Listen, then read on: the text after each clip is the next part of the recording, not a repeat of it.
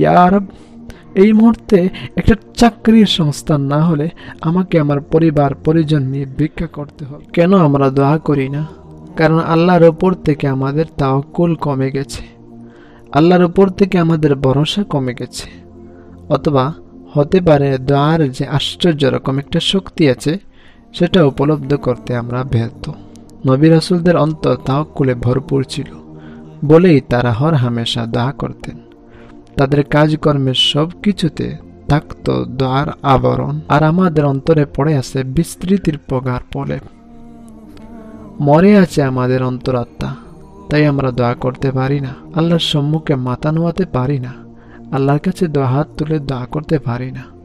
আমরা ভুলে যাই কেবল আল্লাহ সুবহানাহু ওয়া তাআলাই অসম্ভবকে সম্ভব করার ক্ষমতা রাখেন। এ ব্যাপারে একটি ঘটনা মনে পড়ে গেল। জাকারিয়া আলাইহিস সালাতু ওয়াস সালাম যখন মরিয়ম আলাইহিস সালাতু ওয়াস সালামের দায়িত্বে নিযুক্ত ছিলেন, তখন তিনি প্রায়ই দেখতেন মরিয়ম আলাইহিস সালাতু ওয়াস সালামের কাছে নিত্য নতুন ফল ফলাদি আসতো। গ্রীষ্মের ফল শীতকালে, শীতকালের ফল গ্রীষ্মে। ফলগুলো কোত্থেকে আসতো সেটা জাকারিয়া আলাইহিস সালাতু ওয়াস সালাম জানতেন না।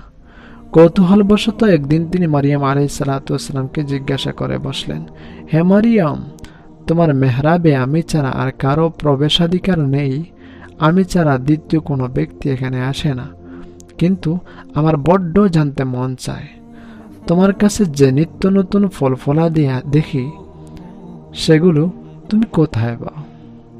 মরিয়ম আলাইহিস সালাতু ওয়াস সালাম বললেন, সেগুলো আমার আল্লাহ পাঠান।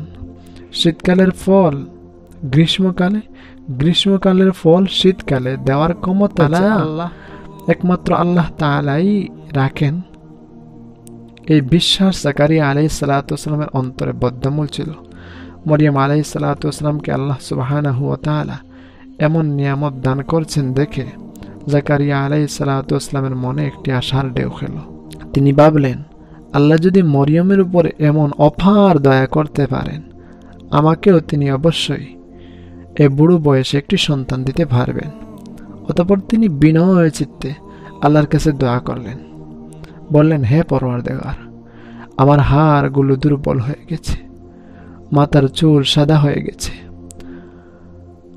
আপনাকে ডেকে আমি কখনো ব্যর্থ হইনি। আর আমার পরে আমার স্বগোত্রীয়দের ব্যাপারে আমি আশঙ্কা করছি, আমার বংশ বিস্তার হবে না, আমি মরে যাওয়ার পরে এ পৃথিবীতে আমার কোনো বংশ বাকি থাকবে না, এ ব্যাপারে আমার খুব আশঙ্কা হচ্ছে।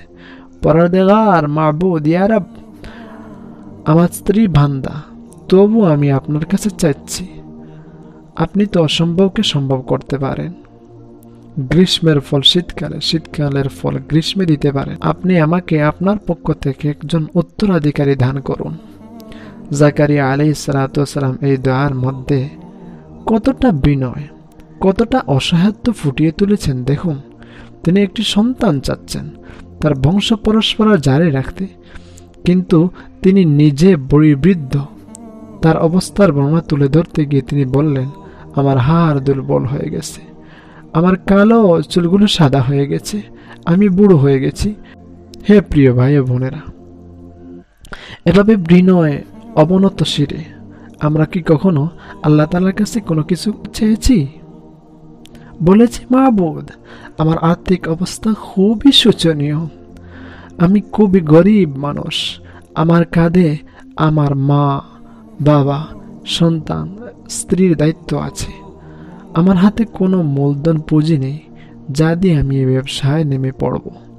এমন কোনো উপায়ও নেই যে যা ব্যবহার করে আমি আমার পরিবারের চাহিদা মেটাতে পারব। ইয়া রব, ইয়া রব, হে প্রভু, আপনি তো সকল ক্ষমতার মালিক। এই মুহূর্তে একটা চাকরির সংস্থান না হলে আমাকে আমার পরিবার পরিজন নিয়ে ভিক্ষা করতে হবে।